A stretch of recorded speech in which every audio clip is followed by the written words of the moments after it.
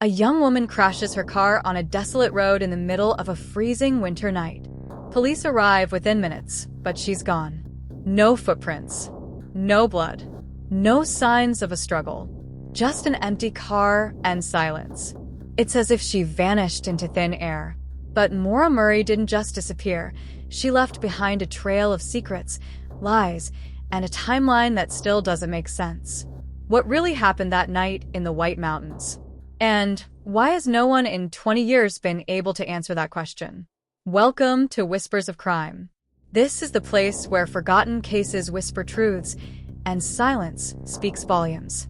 In today's episode, we journey into one of the internet's most dissected and debated disappearances, a case that blends secrecy, tragedy, and a timeline that doesn't quite add up.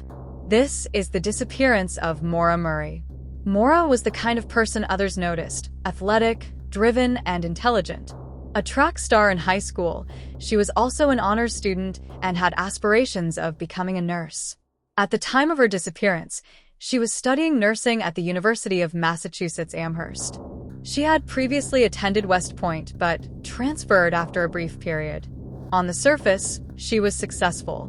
But the days leading up to her disappearance revealed a different story, one of distress, confusion, and possibly fear.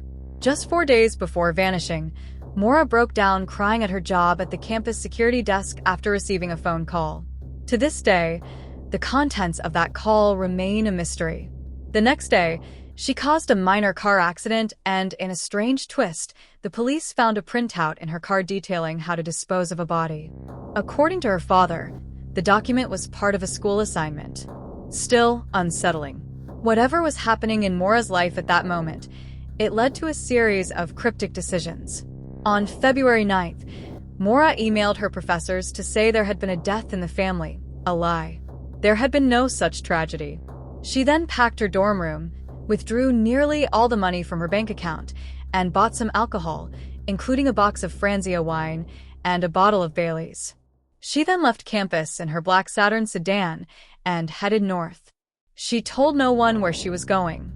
Her cell phone history and a printed MapQuest direction sheet suggested her destination might have been Burlington, Vermont. But no one knows for sure. At around 7:27 p.m., a resident in Woodsville, New Hampshire, heard a loud crash. Maura's car had gone off the road on Route 112. The damage wasn't severe, but the car was no longer drivable. A nearby bus driver, Butch Atwood, stopped to help. Maura appeared shaken but unharmed.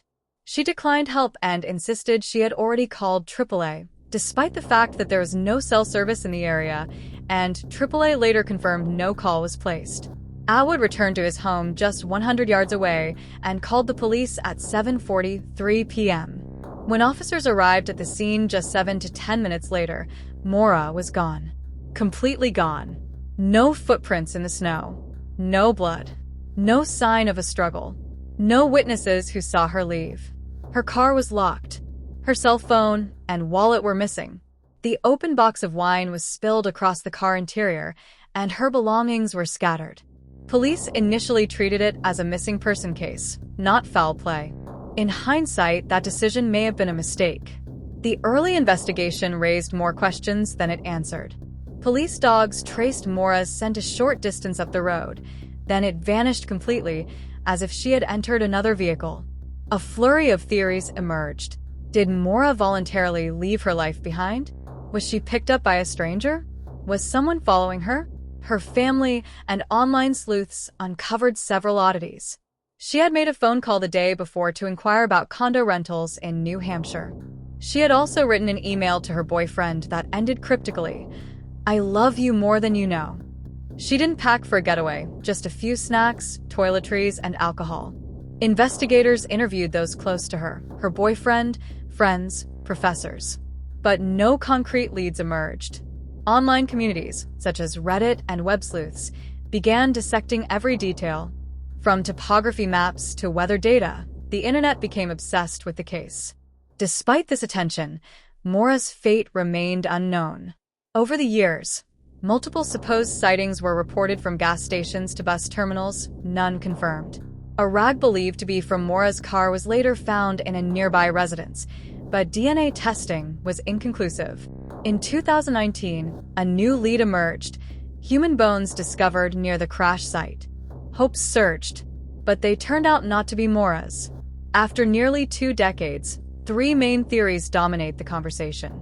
Some argue that Maura, overwhelmed by academic pressure, personal issues, and a recent legal trouble, she had used a stolen credit card, simply decided to disappear and start over.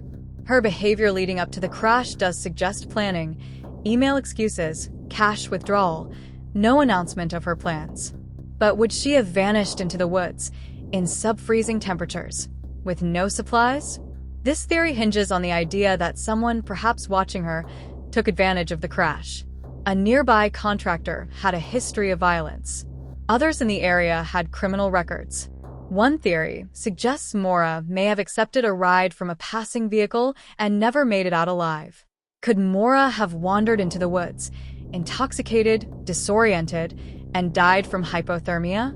This theory is plausible, but exhaustive searches of the area have yielded no remains, no clothing, and no signs of decomposition. Alternative theories range from the wild to the bizarre, including suicide, witness protection, and even conspiracies involving law enforcement. But none of them offer definitive answers. In the years since her disappearance, Maura's family has never given up. Her father, Fred Murray, has been vocal in criticizing the initial investigation. He believes his daughter was taken, and that someone in the area knows what happened. In 2021, the FBI created a digital case file to assist with tips and leads. The hope was that technology or a confession would finally solve the mystery. As of now, Maura Murray remains missing. No body, no confirmed sightings, no arrests, no closure. Maura's disappearance is more than just a cold case. It's a window into how lives can unravel in secret, how investigations can falter, and how one moment can echo for decades. If Maura is alive, where did she go? And if she isn't, who's keeping the truth buried? Let us know your theory in the comments below. Was it a calculated escape? A crime of opportunity? Or something even more disturbing? Subscribe to Whispers of Crime and turn on notifications because the truth is out there, waiting to be uncovered.